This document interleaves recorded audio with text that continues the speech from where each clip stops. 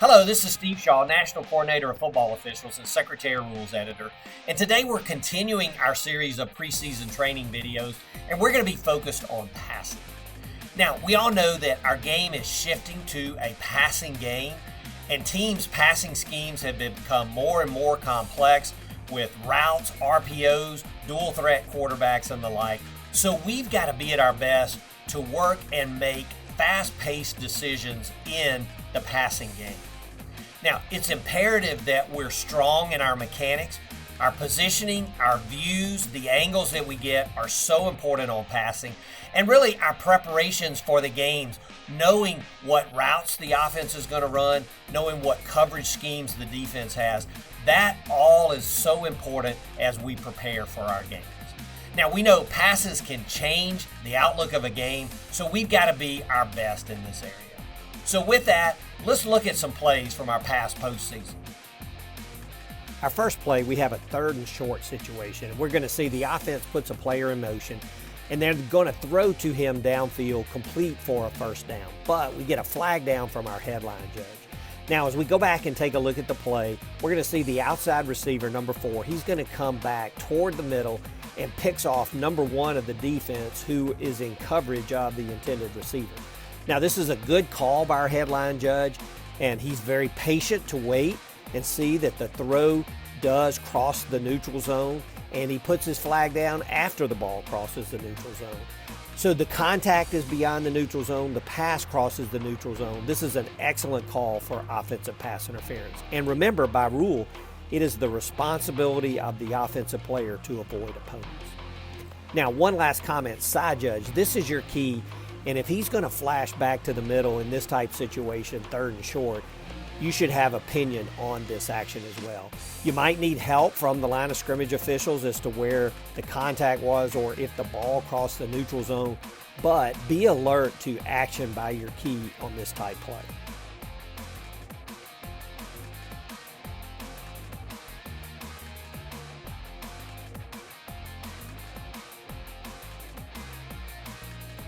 Play 2 has a lot of components and is handled very well by the crew, but there's some good learning points here as well. Now, the quarterback retreats on the play. He may get outside the tackle box, but he's under heavy duress, and the pass clearly does not cross the line of scrimmage. Now, the crew is patient. They don't kill the play, and the headline judge gets a spot. But after the play, the headline judge comes into the referee to report that there was no receiver in the area. And then they turn to the line judge to find out, was the pass forward or backward?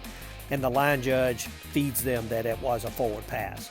So with the forward pass, the crew has intentional grounding. And it's a good job by the center judge to have the spot of the foul. Now, replay is going to come in on this to review if the pass is forward or backward, and that's a good job there. But make sure that the referee finishes their announcement before you come in. Now, the referee handles it well, as you can see. So let's listen to the referee's announcement. 20-yard line as he throws it. Incomplete forward pass. There was intentional grounding on the offense. Quarterback. Now, I think it's a forward pass, but the reason that it's intentional grounding. With a loss of down. The ruling of a forward pass is under review. So this is a good job by replay to review the play. And as we can see, where the pass is released and where it lands at the front side of the 21. This is a correct stance. Very, very tight play here. So good job to review it. Really good job for a stance. Let's make sure that the referee completes his announcement and the call on the field before we stop the game. Good job, though, overall, getting this play right. Well done.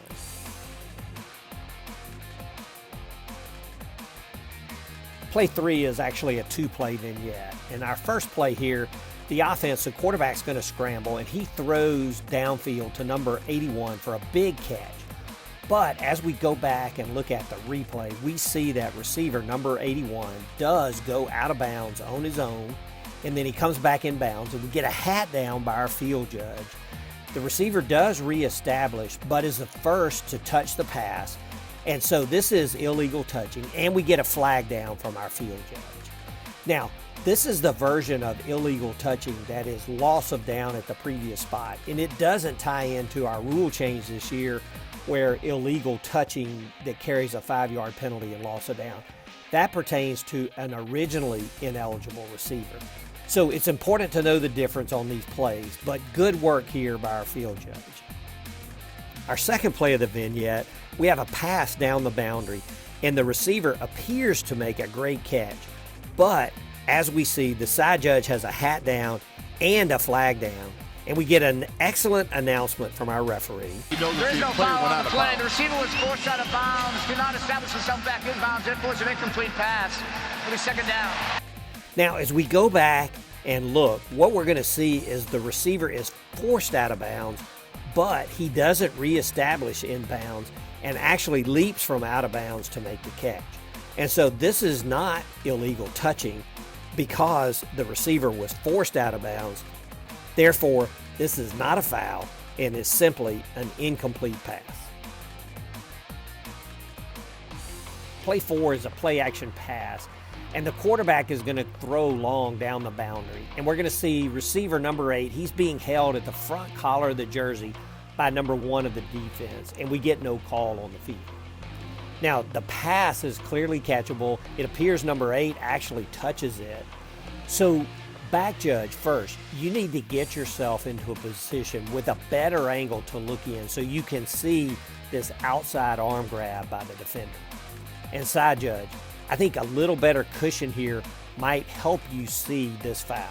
Now, I know it's a tough call, but the defender clearly impedes the receiver while the ball is in the air, and we need to get the marker out for defensive pass interference.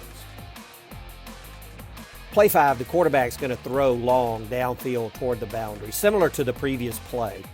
And we're going to see that the ball is slightly underthrown. The receiver begins to adjust to the ball, and number 24 of the defense is definitely not playing the ball, and there's early contact. And there's no question the pass is catchable. And replays confirm the early contact on this play. Now, we get 2 flags down, one from our side judge who keeps excellent cushion on this play and is able to see all the action as it happens. And we also get a flag down from our back judge who works himself into the proper position to look through and see the action. This is a correct call by both officials. It's good to have 2 flags down and 2 officials in model position. Well done. Play 6, the quarterback is going to get absolutely no pressure and is going to throw a long pass to his receiver at about the 5-yard line. And we get a flag down from the back judge for defensive pass interference and a flag from our line judge for an ineligible receiver downfield. Now, as we go back and take a look at the replays, we can see that the right tackle, number 56, he's about 4 to 4.5 yards downfield just as the ball is being released. So this is an excellent call.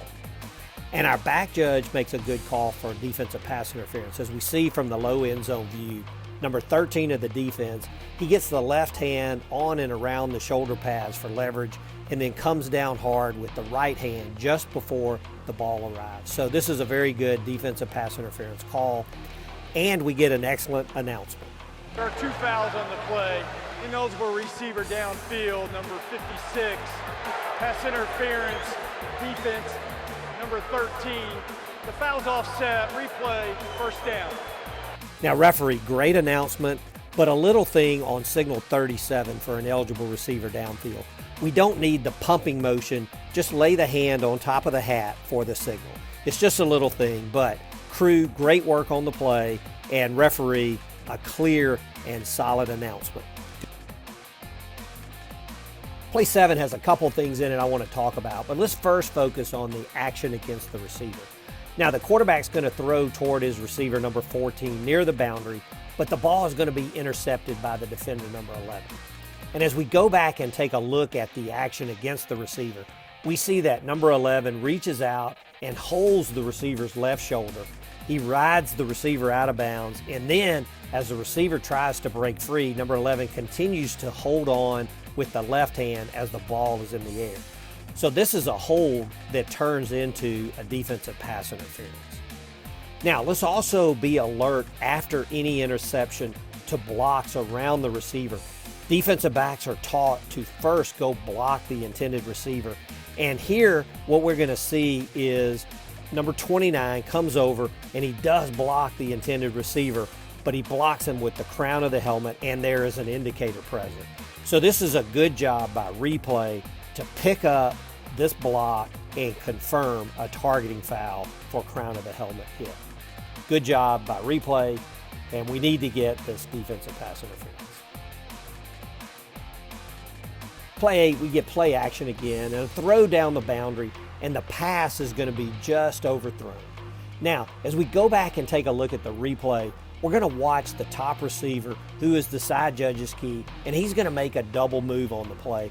And we see defender number 24 reach out, and he grabs the receiver as he's beating on the play. And in fact, after the initial grab, he continues to hold the receiver's jersey with the left hand, and he pulls himself really back into position. So this is another play where we have a hole that turns into defensive pass interference. And as a crew, we must always be alert if the receiver runs a route with a double move. Stay on the receiver and evaluate the action, especially if it's our key. But also, could the back judge help here? That would be outstanding officiating if the back judge could come in and make a call here. Our last play this week is a bonus play, and it kindles thoughts about the rules. The quarterback here has great protection, and he launches a pass downfield, and we're going to get 3 flags for defensive pass interference. Now, all calls should be this straightforward. As we look at the end zone isolation, we see that the receiver has a double move again, and the defender knows that he's beat and actually tackles the receiver. Now, this penalty is defensive pass interference, and it's enforced 15 yards from the previous spot and an automatic first down. And the crew handled it well, and great to have 3 flags from the back judge, field judge, and line judge on this play.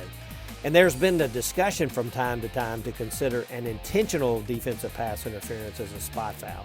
But we don't consider that in our college football rules. It's a 15-yard penalty from the previous spot and automatic first down. Good work by the crew here. Well, that's it for our plays this week, and I hope this has been helpful as we prepare for our season, and especially pass plays. Working our mechanics, including keys, proper cushion, positioning, and communicating as a crew are essential to success in working pass plays.